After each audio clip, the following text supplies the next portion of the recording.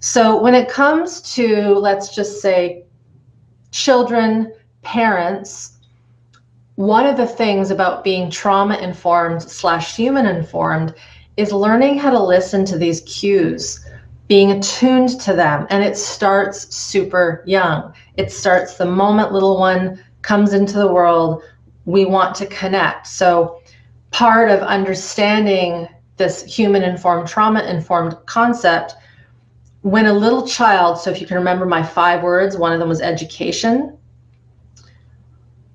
I have found that us humans at this point in time, we really need to understand the education of the nervous system.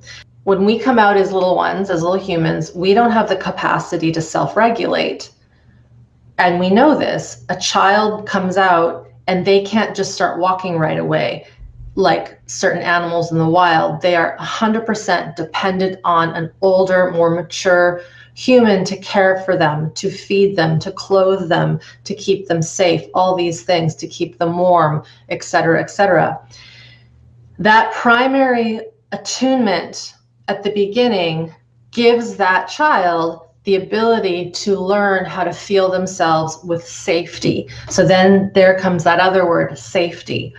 And so when we are raising children, we have to really, really listen to their biological needs.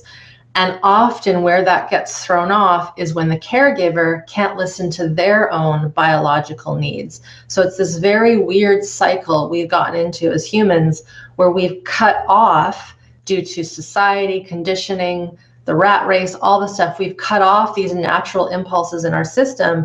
And so we then have this little person that comes out, and a lot of times parents have no clue what to do. They're terrified.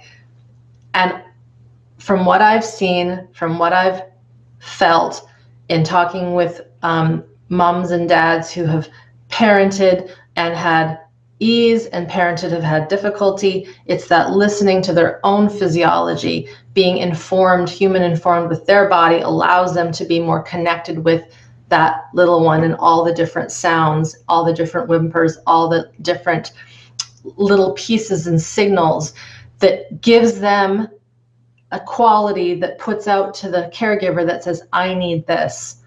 And so from that very base level, when we have our needs met without any conditions, right? We're hungry, we get fed, we have this happens, etc. That sets up the nervous system to be healthy and learn self-regulation.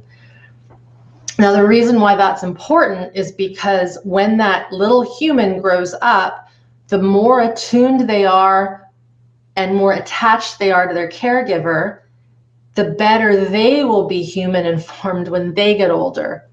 They will build self-regulation through that connection with the parent, which then gives them what we call healthy nervous system function. When you have that on board, you are better able to empathize with everything else in the world. I'm making a huge, huge leap from childhood, infancy to adulthood. I hope this is making sense. So when we get that from the beginning, this is like that utopic concept of if all babies could be cared for with attunement, safety, connection, if all the caregivers have that in themselves, it just naturally transfers. And then when that naturally transfers, that little human grows up to be healthy and robust. Doesn't mean they won't have stressors, traumas occur to them, but when we have that foundation, we bounce back a lot faster. So with that said, that's kind of a very foundational start to this concept of being trauma informed, because when we have that, we know what to do when someone is hurting. When that little one grows up to be a parent themselves, they then have the wiring to know what to do when their little people are in their world, when they're looking after their offspring, and so on and so on. But so many of us